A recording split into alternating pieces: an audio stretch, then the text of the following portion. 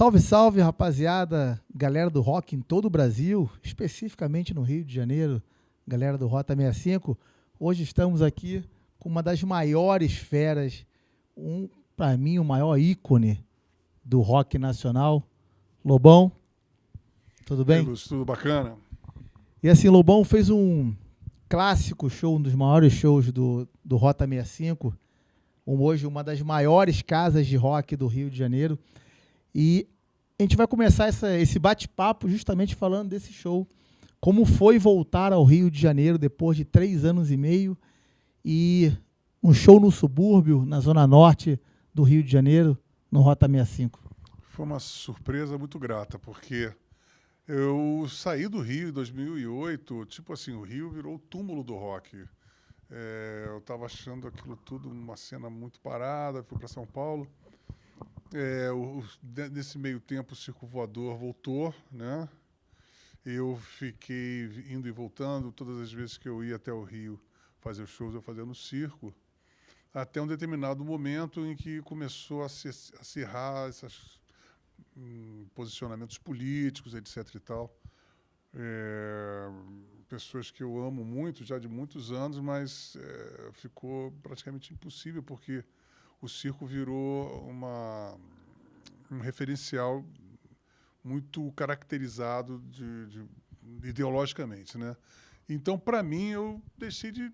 Todo ano eu ia ao circo fazer o show no Rio, e já há uns 3 anos e meio, 4 anos que eu não ia mais em virtude disso, e não tinha muita notícia do que estava acontecendo na cena do Rio. As primeiras notícias boas foi através do meu guitarrista, o Christian Dias, que também é o guitarrista sócio fundador do Astrovenga, que é uma puta banda, um power trio prog, punk, carioca, que toca em rua, etc. e tal. E através do Christian, eu comecei a ter contato com bandas, ouvir trabalho de bandas cariocas e ficar muito surpreso. Falei, poxa, o Rio está reagindo positivamente. Mas eu não tinha muita esperança de eu, pessoalmente, tocar no Rio por muito tempo. Até que chegou uma proposta, tem uma casa agora lá em Olaria, bereré, bereré. Eu falei, pô, casa de rock em Olaria, como é que é isso? E aí, rapaz, eu fui no site, vi a casa, achei assim, pô, tudo muito caprichado, tudo muito bem feito, bem produzido. Aí topei fazer, falei, vamos lá, vamos ver o que é. Mas vou te dizer uma coisa, por mais bem impressionado que eu tive no site, eu não podia ter nenhuma noção real do que é ao vivo, sabe, a infraestrutura da casa, o pessoal todo que trabalha na casa, o palco, o som, as dependências, os bares e o camarim também, que o camarim parece um campo de futebol, né, sensacional. E foi um show, e a vibe do lugar, né, a plateia, tudo me deixou assim muito, muito bem impressionado mesmo. Falei, poxa, a vida é a vida do Rio de Janeiro, a rock and roll no Rio de Janeiro. E esse rock and roll está justamente em Olaria. É a casa do rock do Rio. Não tem para ninguém ali, sabe? Com toda certeza, o Rota 65 é a casa. Então, hoje o Rio, ele tem casas de rock hoje praticamente em todas as regiões da cidade, como nunca havia acontecido. E o cenário está sempre se fortalecendo, ano após ano, de casas de rock. Hoje a gente não tem uma rádio específica de rock no Rio, mas temos várias casas de rock. Como é que você vê o cenário do rock hoje, nível Brasil, e especificamente no Rio de Janeiro, nessa transformação? Hoje todo mundo ainda vive um pouco nos anos 80, escuta um pouco dos anos 90, as crianças cantam os anos 80. Como pegar o gancho dessa renovação de casas, de um novo público, para transformar o rock de novo no maior polo musical do Brasil, específico, quem está falando do Rio, né? Do Rio de Janeiro. Tem que ser no Brasil mesmo. Agora, eu acho o seguinte, eu continuo achando que, por mais que muita coisa mudou na estrutura, não temos grandes gravadoras como tínhamos nos anos 80, grandes conglomerados de rádio, etc. e tal. Mas agora, hoje todo mundo investe muito em internet, etc e tal. Mas eu acho ainda, sabe, que a gente tem que contar com a rádio. Então, assim como vocês são empresários corajosos, que investiram num gênero que está completamente bypassado culturalmente e está dando certo, vocês estão vendo, nos falta ainda esse empreendimento chegar às rádios. Eu continuo achando que rádio ainda é um veículo fundamental para poder colocar o rock onde ele merece, que é no mainstream, um lugar de destaque culturalmente, porque nós temos isso, você vê.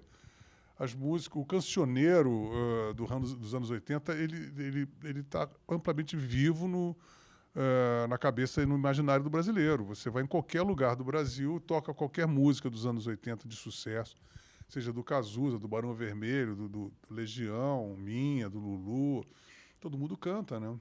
Então, isso tá vivo, culturalmente está vivo. E você pensa, para juntar uma coisa com a outra, se você tem esse repertório que está borbulhando na cabeça das pessoas e você vê essa ressurreição de bandas no Brasil inteiro, inclusive no Rio, e casas começando a se formar um núcleo de show business, tipo casas noturnas, tocando essas bandas, está mais do que na hora de aparecer rádios. Você vê, a gente não ia ser coisa nenhuma se não tivesse a Rádio Fluminense.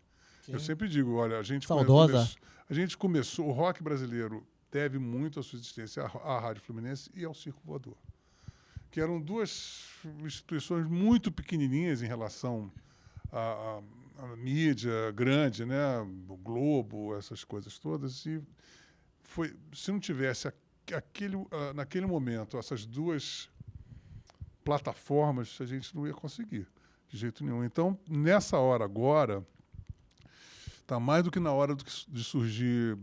Bom, eu estou batalhando aqui em São Paulo um programa de rádio sobre exatamente esse universo.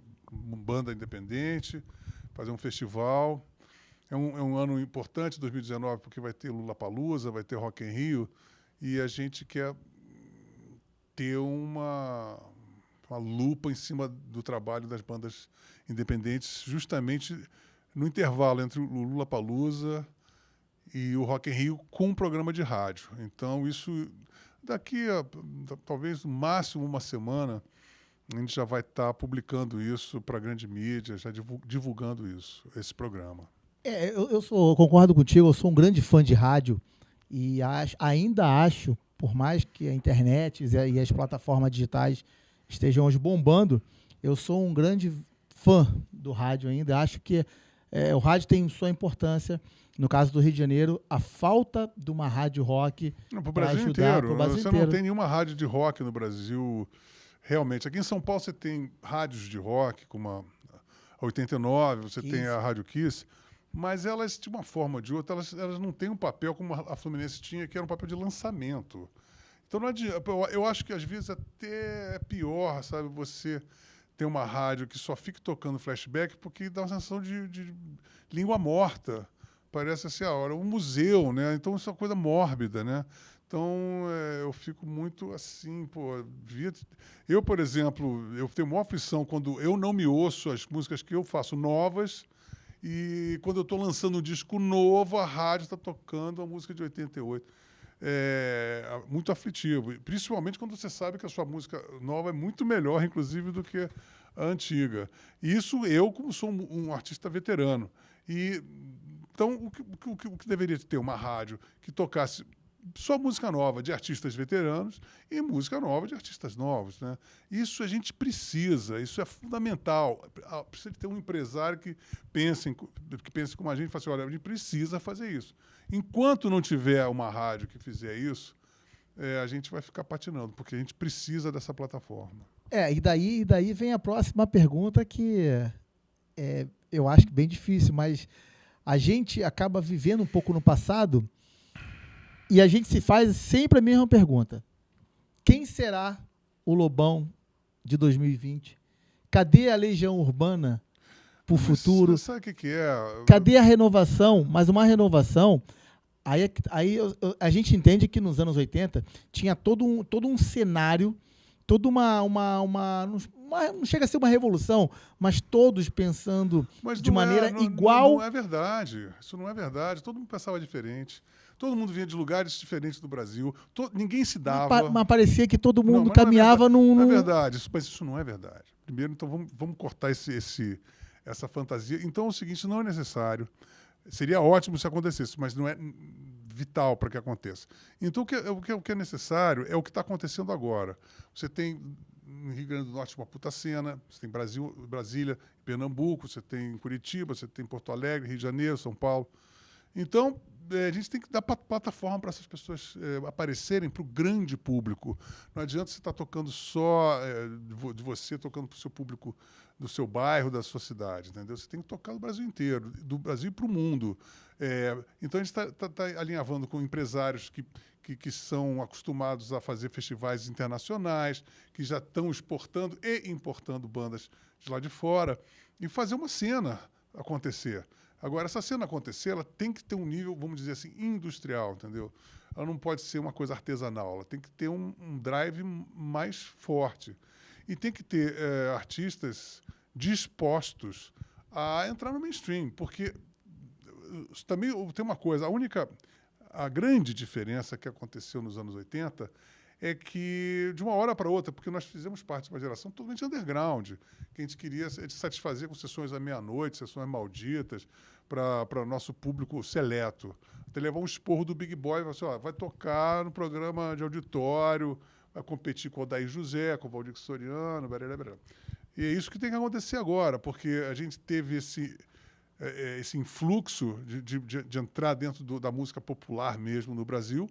E logo no final dos anos 80, dos anos 90 ainda teve alguma coisa, mas aí começou aquela coisa novamente de fazer música independente, alternativa, para um público muito alternativo, aí você fica só nas beiradas, sabe? É importante a música alternativa existir, mas é importante também pessoas que estão fazendo música alternativa se decidirem a entrar no mainstream, cara, porque senão a gente não vai mudar o fundo musical do Brasil, que tá essa salada de merda, vamos dizer, funk, sertanejo universitário, aquela MPB que não é nem barro nem tijolo, sabe? Então, a gente tem que botar a mão na massa. Eu acho que é uma convocação mesmo. E a hora não poderia ser mais positiva para a gente.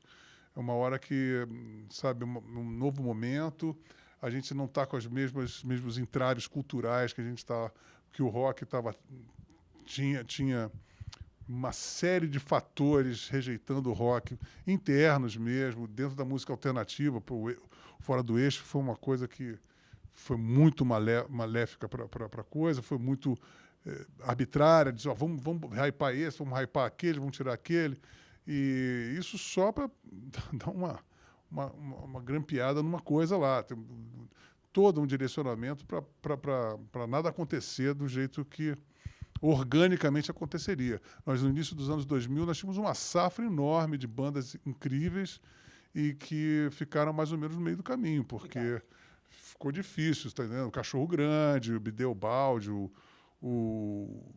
a Cascadura, Réu Condenado, o Vanguard está aí, ainda tinha uma porrada de Mobojó, né? Então, essas bandas todas é uma geração que... Mas são bandas que o público quer ouvir? Que as rádios veja bem, naquela hora, estava tudo no início dos anos 2000, tudo fazia crer que eles iam entrar. Aí teve uma revolução, o Ministério da Cultura, teve o Fora do Eixo, o que tinha os festivais em Goiânia, o Goiânia Nós, ficaram na mão desses caras, e aí houve uma mudança estética. Aí veio muito rap, não havia o Criolo, veio a Emicida, veio a Tulipa Ruiz, você vê que é uma outra safra, e quem eram esses caras que estavam hypeando essas pessoas. Quando digo hypeando, botando de uma maneira, vamos dizer assim, postiça, tirando fulanos, tirando, olha, esse cara não vai tocar no festival, esse cara não vai tocar aqui, esse cara vai tocar na rádio, esse cara vai aparecer. Todo um sistema de manipulação. E um sistema de manipulação absolutamente escancarado, tá entendendo? E então, se a gente está com isso enfraquecido agora, então, e enfraquecido esse sistema de manipulação, e as bandas se renovando no Brasil inteiro e se multiplicando e tendo lugar para tocar, espaço para tocar, então está mais do que na hora da gente invadir o mainstream, sabe? Com músicas autorais. Pô, teve uma época que só tinha banda cover, né? Então a gente tem um tremendo manancial de bandas fazendo coisas legais, muito criativas, boas letras, essas letras às vezes em inglês, letras em português. Trabalho autoral legal, entendeu? Então, esse negócio de rádio está vindo com uma parceria com a Sound Club, que é um aplicativo que está albergando uma série de bandas com vídeos, trabalhos de show, endereço de show, músicas, que é um acervo. A Sound Club vai ser basicamente a nossa âncora para que a gente faça esse programa de rádio. E esse programa de rádio ele vai virar um festival. E a gente pensou assim, se era um festival de banda, eu pensei assim, não, tem que ser um festival de música. Ou seja, você não quer ver o cara que toca mais guitarra ou toca mais bateria, uma banda que toca mais habilidosa. A gente precisa de músicas, canções bem feitas, letras legais, para que a gente precisa de um fundo musical para a nossa época, para a época que a gente está vivendo agora. Entendeu? Então, esse festival vai focar a qualidade das canções. Então, a gente vai ter um festival de nível nacional. Então, a sede, quer dizer, a via de acesso para esse festival desta rádio vai ser se inscrevendo no Sound Club, que é o aplicativo que você baixa gratuitamente. E ali você se inscreve a sua música, e aí a gente vai pegar isso, a rádio que a gente está lidando, tem mais de 50 cidades espalhadas pelo Brasil, é uma rádio de mainstream, tá entendendo? E aí a gente espera que com isso a gente coloque uma programação nova, de músicas novas, com pessoas novas, com uma estética diferente do que está isso aí. Já a gente vai falar um pouco mais do Sound Club, mas assim, mais uma pergunta aqui. O Lobão, a carreira do Lobão, a vida do Lobão, sempre gerou e foi cercada de algumas polêmicas. Pelo Lobão ter uma opinião muito forte e muito direta sobre vários assuntos. E com isso, algumas portas se abrem, outras se fecham, mas é um cara que banca do início ao fim o que fala. E essa relação de amor e ódio, desde a década de 80, Lobão que agora há pouco recusou a vinculação de uma das suas canções, foi Vida Bandida? Para Globo? Isso, foi. Acabou de vetar uma vinculação de Vida Bandida para uma novela da Globo. Só que essa relação de amor e ódio, e Lobão, fã, e colegas e repórteres, vem desde a década de 80. Como é que você administra toda essa relação e essa força de bancar a opinião e estar sempre relutante às causas e o que você acha sobre o certo e o errado? A minha única maneira de sobreviver, eu saquei isso já no meio dos anos 90, foi ser independente. Então, eu primeiro fundei uma gravadora minha, Universo Paralelo, me arvorei em ser um empresário e dominar a minha produção musical. E pensei assim, eu tenho que ser totalmente independente. Então, até o final dos anos 90, eu estava vendendo, a Vendedor vendeu 100 mil cópias encartada numa revista, foi um grande sucesso, foi um grande triunfo que eu consegui, mas aí eu percebi que eu precisava de mais, eu precisava de ser o autor de todas as minhas músicas, eu tinha que prescindir de um parceiro. Então eu me gabaritei, eu eu estudei. Eu sempre fui... Eu tenho facilidade de escrever. Mas aí comecei a ler, feito desesperado, no início dos anos 90. Voltei a estudar violão clássico, não para tocar violão clássico, mas poder ter uma noção musical mais ampla das coisas. E no início dos anos 2000 voltei a fazer mais shows com A Vida é Doce, e eu falei, vou aprender a tocar guitarra, porque eu nunca tinha aprendido a tocar bateria, mas tocava violão, mas não tocava guitarra. E aprender a cantar, porque eu também não gostava de cantar, não gostava de tocar guitarra. Eu falei assim, mas, pô, passei 10 anos, 15, sei lá, da minha vida, até então, tocando guitarra em público e detestando tocar guitarra e detestando cantar. Falei, pô, se eu me proponho a estudar violoncelo, estudar bateria, estudar violão clássico, eu vou ter que aprender a tocar guitarra. Aí aprendi a tocar guitarra, aí depois eu falei, pô, não sei mexer no computador, pô, eu sou pioneiro em computador, em cibernética dentro do Brasil, mas quem mexe é a minha mulher, não mexo. Aí comprei um computador, comecei a mexer em computador, falei, vou aprender a gravar, assim, tenho que gravar melhor do que eu sempre gravei na minha vida, tenho que gravar um nível internacional. Aí, a partir de 2003, eu comecei a gravar dentro de casa, aí eu comecei a fazer todo esse périplo de independência. Eu aprendi a tocar teclado, sintetizador, a programar synth, né? Aprendi a tocar baixo, direito, tocar piano, órgão. E agora o meu instrumento de xodó agora é baixo. Adoro gravar baixo. E aí culminou isso em 2016, quando eu fiz o Rigor e a Misericórdia, que é o meu primeiro disco absolutamente independente do início até o final. Fiz todas as músicas, toco todos os instrumentos, fiz os backing vocals, gravei os vocais, gravei viola caipira, viola de 12 cordas, violão seresta, órgão, piano elétrico, sintetizador, bateria, baixo, guitarras. Então, eu fiz tudo, mixei, masterizei. Quer dizer, eu fiz tudo, ainda fiz o crowdfunding, que foi premiado como a melhor, que foi uma coisa de empresário, e veiculei no final o disco para o público. Quer dizer, eu fiz desde a ideia, que não existia, música, letra, canção, arranjo, gravação, mixagem, masterização e veiculação daquilo para o público. Então, eu consegui tudo que eu me preparei durante esses anos todos. Total. Independência total. E, através dos meus livros, eu consegui, através também dessa carreira independente, eu consegui um público muito diferente do público que eu tinha nos anos 80. É um público que é muito fiel a mim, e muita gente que não sabia que eu era músico acaba lendo meus livros e depois tendo curiosidade de saber qual é a minha música. Então, eu sou muito afortunado, porque eu acho que eu sou o artista que tem um público mais seleto e mais fiel, com toda certeza, do Brasil, sabe? Então, isso é o fruto dessa minha luta de ser independente. E também é um prêmio, pelo fato de eu nunca ter me melindrado. Assim, eu nunca fiquei inseguro assim, com rejeição. Levar vai, levar lata, sabe?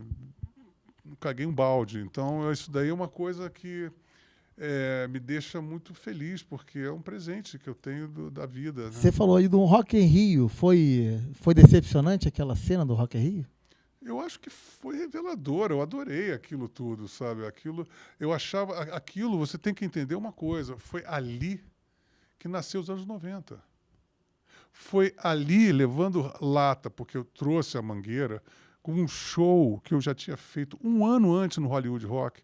E aquele show foi o show que foi eleito o melhor show de todo o festival. O segundo foi do Bob Dylan. Foi a única vez que uma banda ou um artista brasileiro foi eleito pela crítica e pelo público com a melhor atração de um festival internacional no Brasil. Nunca mais isso aconteceu, nem antes, nem depois. E menos de um ano depois, aquele mesmo show, eu não consegui fazer aquele show que foi vitorioso, eu não consegui fazer o show. Então, eu quando estava vivenciando aquilo naquele momento, eu falei assim, cara, isso vai ser muito bom para que o público brasileiro reflita o que está acontecendo. Porque, na verdade, havia uma rejeição da Mangueira estar no palco. É claro que eu sou um cara odiado pelo heavy metal, porque eu sacaneei várias entidades do heavy metal, eles são muito ofendidos. Apesar de eu adorar o Sepultura, por exemplo. Pô, eu gosto de música pesada, eu gosto de Rammstein, mas não gosto de heavy metal direito, que me assiste.